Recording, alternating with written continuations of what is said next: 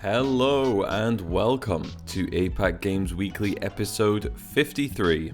I am your host as always, Connell Suter, and as usual we'll be taking a look at the biggest games headlines of the past week from across the games industries of the APAC region. Today we'll be covering Nintendo suing for piracy, DeNA's value jumping by nearly a quarter, Japan's video game art museum breaks first ground, and finally finishing on a story covering some rumours that Blizzard games may soon be playable again in China. Interesting stuff. So let's dive right in to Nintendo's big lawsuit about piracy. Nintendo sues company for piracy on colossal scale. So, Nintendo has had a somewhat long history of difficulties with emulator creators. Yes, it's about emulators. This is, though, another step in that long-running saga. Nintendo has filed a lawsuit against a company called Tropic Haze, who are based in Rhode Island, USA. They own Yuzu, which is a very popular emulator.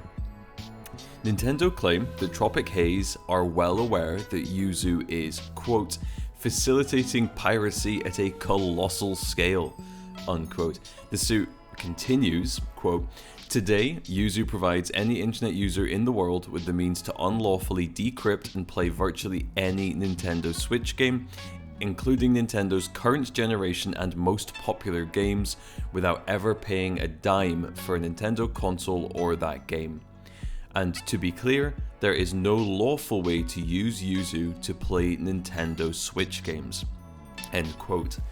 So, Nintendo claim that Yuzu is in violation of the Digital Millennium Copyright Act, which makes it illegal to circumvent security measures that have been put in place to avoid the piracy of copyright content. As you would imagine, this is where we get the term DRM from, the also popular thing to talk about. So apparently, the software Yuzu allowed players to pirate Tears of the Kingdom before its official release, which I don't quite understand. I don't know how it was downloaded before the official release. I don't remember if there was a leak of the full game. I don't remember that happening, but maybe it did. A lot of articles I read on this mentioned specifically Tears of the Kingdom being playable before release. Bit of a funny one that, but yeah. Overall, as I say, this is just another step in a Nintendo versus emulator battle, but a quite notable distinction from other ones here is that this is about the emulation of current software, which is important to remember.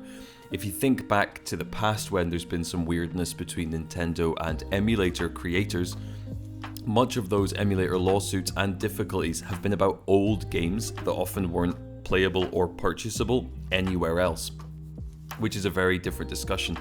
As part of that, you've also got to remember that a lot of emulators use ROMs, and there's actually nothing illegal about owning a ROM. If you own a ROM of a game that you own the physical copy of, that's perfectly fine. You can make your own ROM from your own game. It's really technically how it should be done, but of course that isn't the case with modern software like Tears of the Kingdom and really any Nintendo Switch title. The fact that it affects modern games and not ROMs, and that these pirated games seemingly are easily playable and purchasable, it really is hard to see how Tropic Haze would be able to refute Nintendo's claims at all. I think Nintendo will quite swiftly win this lawsuit. Japan's DeNA jumps 24% value after announcement of Pokemon mobile card game. So yeah, DeNA, sometimes called DeNA, has had their value jump by 24% after they announced a mobile version of the Pokemon TCG, apparently getting investors jumping at the suggestion. People are very excited to see it.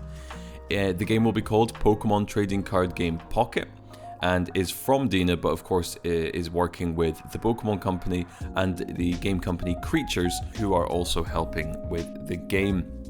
Of course, it will launch on iOS and Android, and is claimed to allow players to collect and trade card games, both from classic series as well as new designs, and they can also play some form of battle.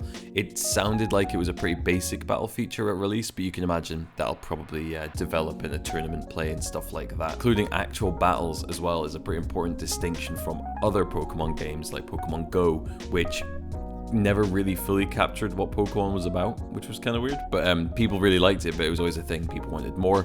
Perhaps this will be it. People have been asking for it. I mean, I remember asking for a Pokemon card game that felt good in the early 2000s. So we've waited a long time for this. What's interesting about that is that we are in a very different industry now to then, and this is kind of why it's probably happened now. In 1996, nobody was making video card games, and we now have a million of them that are amazing, like Hearthstone, of course, as well as things like Inscription and Slay the Spire and Nowhere Profit. Tons of incredible games. So yeah, this is great news for Pokemon fans. Fingers crossed it's good. I'm sure it will be. Yeah, looking forward to it. Definitely will be interesting to see how that develops. Japan breaks ground on the world's first museum for video game art. So we talked about this a little bit last year, but construction has now finally started on the world's first ever video game art museum, which will be located in Yokohama City. The only problem is with this news, you can't get excited too yet. The building is scheduled to be completed in July 2027, so there's quite a few years left to wait.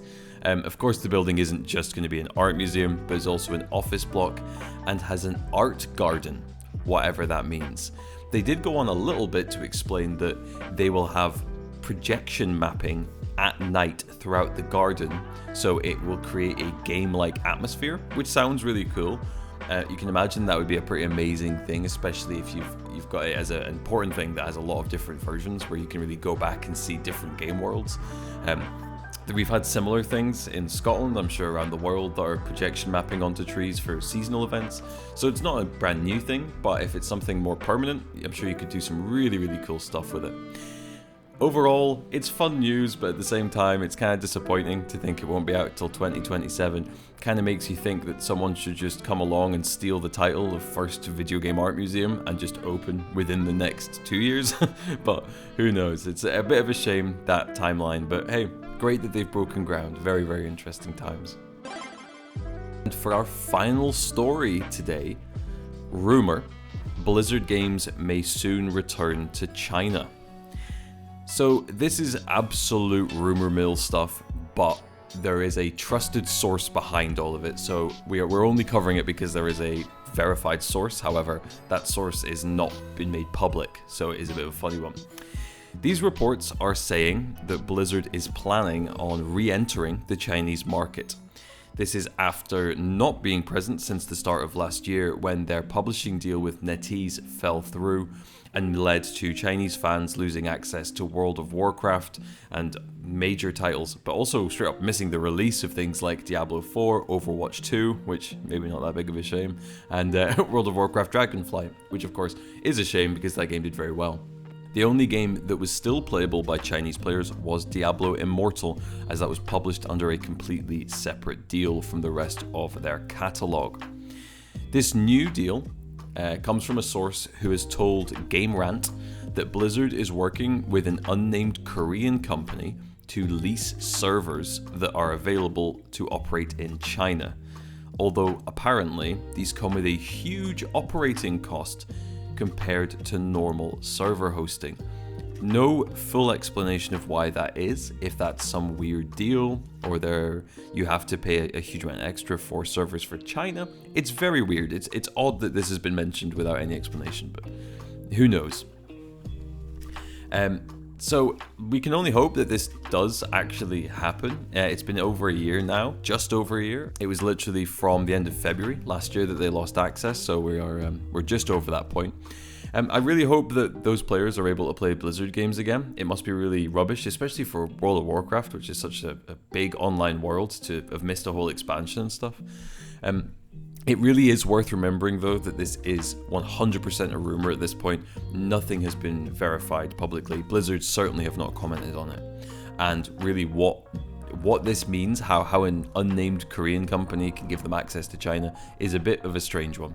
So we'll have to see what happens with it, but fingers crossed for those fans and players, they do get their hands back on the games.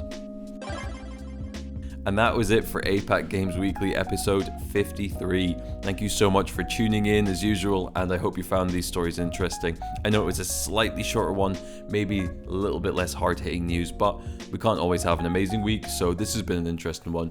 Certainly intriguing to see if that Blizzard rumor comes to anything. It may well turn out that it was completely false. It may be that it's true, but we just don't hear about it if it never goes further, which is quite likely as it's a bit of a strange one, as I say, with this Korean company for China, all this stuff. Fingers crossed though. As always though, we'll be back next week, 12 PM GMT, on Monday, available on YouTube and Spotify. Until then though, I hope you have a fantastic week.